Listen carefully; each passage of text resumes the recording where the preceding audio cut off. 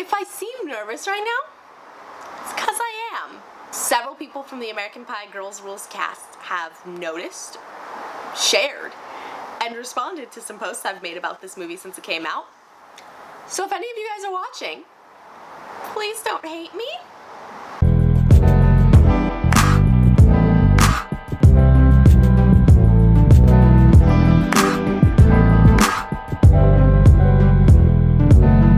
I'd like to start this whole thing, just preface everything with just this statement. American Pie Girls Rules is fucking hilarious. I'm about to give a synopsis of it, but that absolutely will not do this movie justice. So if you can see it, I highly suggest you do. But if you haven't seen it up until this moment, and you can't guarantee that if you pause to go watch it, you will come right back, then let me give you like a basic rundown for you real quick. So, in the movie, you have these four girls. Annie, Kayla, Michelle, and Stephanie Stifler. Absolute side note, I'm very upset that we never saw the big Stifler. I presume it would be Stephanie's father, but since she was the only character we got a last name for, I feel like we really should have seen her lineage a bit. But I digress. So, we have these four girls. They're at this huge back to school party, and they make a pact that they're going to chase after their romantic needs. And they're gonna have someone that meets those needs by homecoming. I swear to God, if anyone in the comments section puts the word MORP, we're gonna have to fight. No problem with the idea. I think the idea of wearing pajamas to your homecoming is adorable. I'm not down for that word. Understood? Understood. The needs of the girls are, Michelle needs a guy that's smart, that understands her and is socially conscious. Stephanie needs a nice guy who's gonna give her thoughtful gifts, ask her about her day.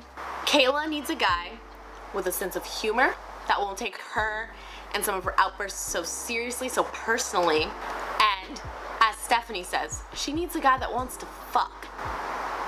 Really quick, I don't know if I mentioned this earlier. This is not a family-friendly episode. So, if that's what you came here for, really, I honestly might not be the channel. I don't think I'm a below 10 years old kind of channel. But I digress. And finally, Annie. Annie says she needs to have sex with the man she loves. So we start school. Day one, all of these girls run into this one guy. He's a new kid. His name is Grant. Aside from Annie, the other three find that this guy perfectly meets the needs that they have for this pact. Annie has a boyfriend. She meets Grant, she thinks he's nice, sweet, he's amusing, but she has a boyfriend that she is in love with.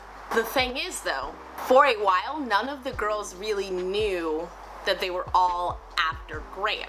What we end up having is all of them end up getting invited to a party his mother, the school's principal, is having at her place. And they are all flirting with him, especially Stifler.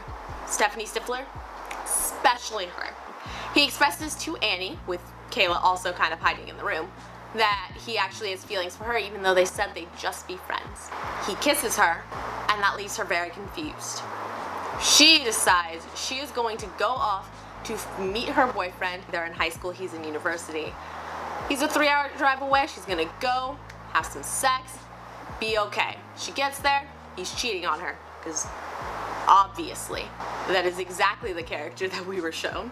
And she tells him off. She tells him, hey, another guy kissed me and I liked it and that stressed me out, so I wanted to come here and remember the feelings I had for you, but when I saw you cheating, I just felt relieved. We didn't have to be together anymore. And here is where my real issue with the movie comes up. So the next night we have a party Stephanie is having to try and seduce Grant. She is informed that he actually likes Annie, so she does her damnedest to get Annie down there. Annie gets there, and by the time she's there, her now ex-boyfriend has shown up and is telling off Grant, trying to make him feel bad, feel like he is the rebound guy. And then Grant kind of tells Annie off. He says that everyone that he liked in this town lied to him, and the one he liked the most chose this fuckboy. Yada yada yada, things happen, they end up getting together, and in the end, all of the girls have sex with their men. What bothers me is this scene felt super out of place in this movie.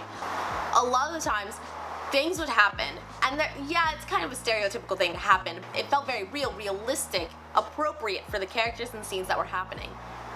This one truly felt like someone said, oh no, Act 3, we have to have some random conflict. There we go. And that out of placement helps to amplify the feeling that these kind of feel like words he was just told to say. I don't really think that had the character actually been given autonomy, this is how the scene would have gone. And let's discuss why. We're looking at, did all of these main characters lie to him? And then we're also going to look at how the scene specifically plays out. Let's start with the easy ones. Did everyone lie to him? To start, going again over every character, we have Annie, who eventually gets with Grant, Kayla and her boyfriend Tim, that having a little on and off thing, Michelle and the office aide Oliver, and finally Stephanie Stifler and Grant's band friend Emmett. Easy ones. I don't think Ollie and Tim ever actually have any form of communication with Grant whatsoever, so that's out of the way. Next, the opposite end of the spectrum, you have Stephanie and Emmett, who are most definitely and obviously lying and manipulating this guy. Emmett is his band friend. They've gone to band camp for years together. Stephanie is kind of the aggressive, dominating woman at this school. She and Emmett used to be friends. They haven't talked in years, since 5th grade, I think is what they said. She goes to Emmett like, hey, I saw you talking to Grant, I'll pay you $100 if you can help me get this guy to bed. Emmett's like, sure. Over the course of this whole movie, we realize that Emmett has actually been in love with Steph this whole time. And they end up getting together. But yeah, he basically sells out his friend for the chance to spend time with this woman he's in love with. Plain and simple, they for sure lied to him. The next complicated one is Kayla. So when Kayla and Grant meet, it is because Tim has publicly announced, hey, I broke up with you at that party, we're not getting back together. He walks away, Grant walks up and is like, hey, this would be a less pathetic moment if I hung out with you. And it would make him look even dumber if you gave one of the coffees you brought for him. That is a relationship we see with him and Kayla. The only other time we really see them interacting together is she brings him a coffee, kind of touches on his face to make it look like they're being all flirty. He kind of freaks out and walks away. And that's all we see of them. He was the one who brought up the idea of them acting close and buddy-buddy for the sake of making Tim jealous. He brought up that idea, so it was known between both of them.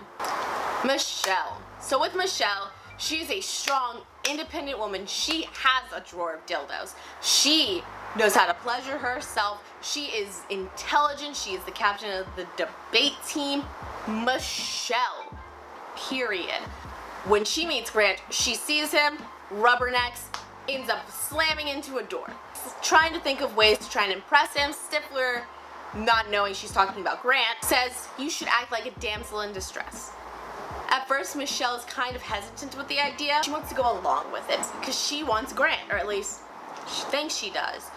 So the next time we see her see Grant, she has tripped down some slippery stairs and put a big old dent in a locker. And so she tells him, oh my god, I'm so weak. Can you take me, help me get help for this? And he's like, okay. Takes her to the office because he's new here. He doesn't know where the nurse's office is. So he takes her to the principal's office.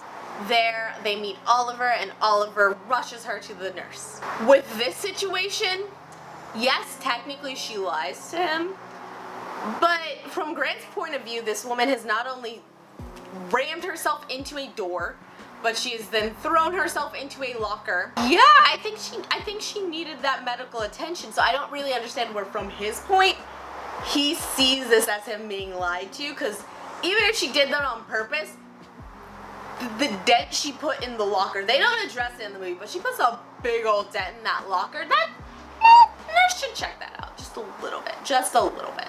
And something I want to circle back to when talking about Michelle and Kayla's interactions with him. We really don't see them interact with him a lot.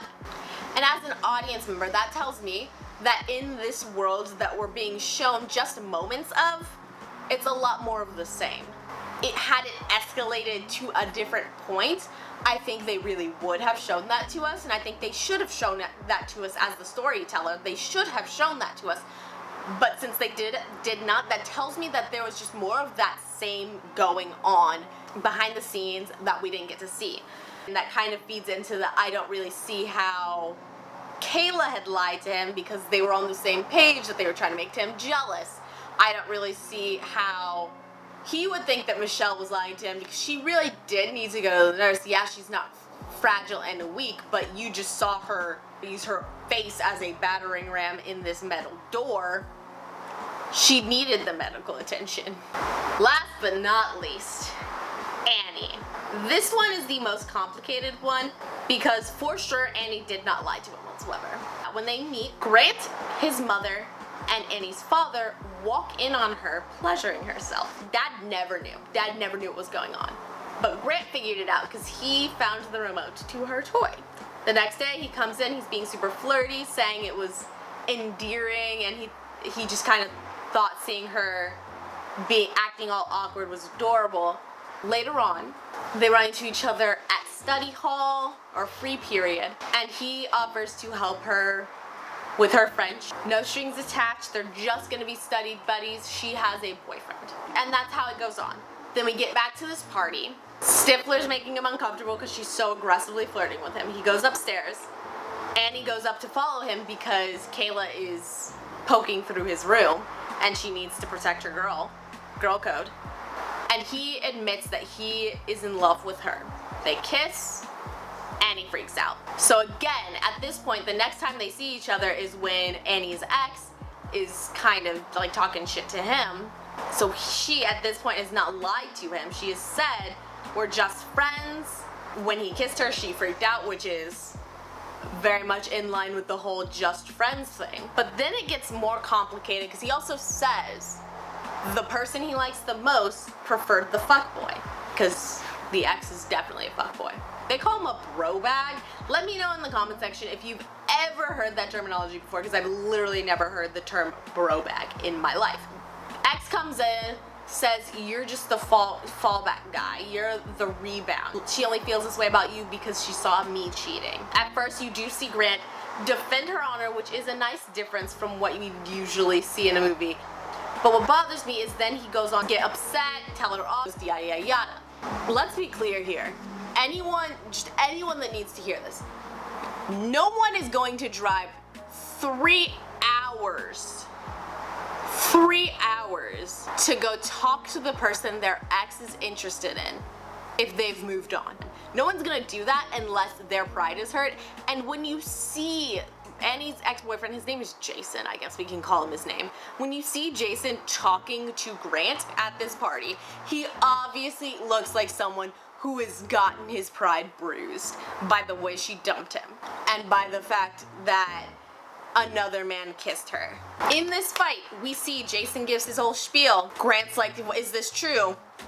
Annie's like, it was a pact. We all wanted to chase after the thing we needed the most. You were it for everybody. Grant's like, what did you need? She says, I wanted my first time to be with the man that I love. I truly cannot fathom this guy over here driving 3 hours just to bitch and moan about a girl he's not with anymore. Hear her say, I want to be with the man that I love.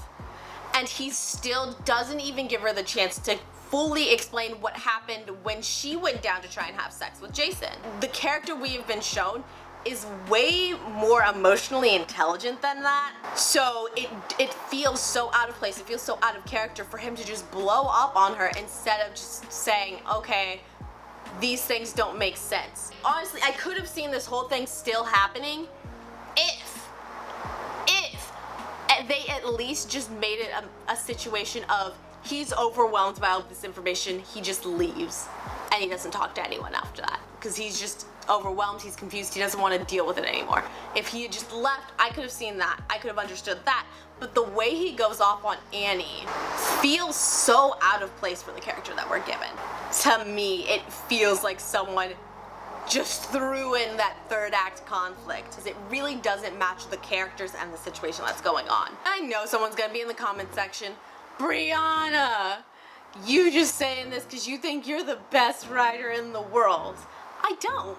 I mean, I'm pretty damn good, but this is not my way of saying I know what's best, I could have done it better, nothing like that.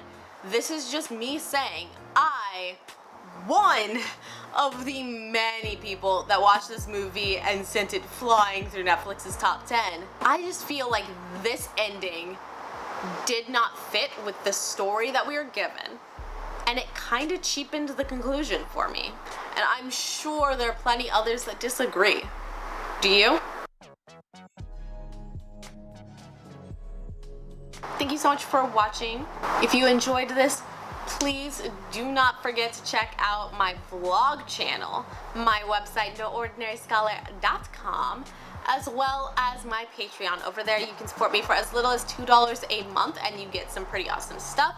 You do get early access to my videos. Sometimes there's some cool extras, and most importantly, you get a lot of my book stuff early. You get to see the music playlists for the books early, the covers, you get the first chapters. It's a whole lot of fun we have over there, and I can't wait to have more of you guys to hang out with. So if any of that sounds good to you, a lot of it's going to be linked down below. But until next time, valediction, Spence.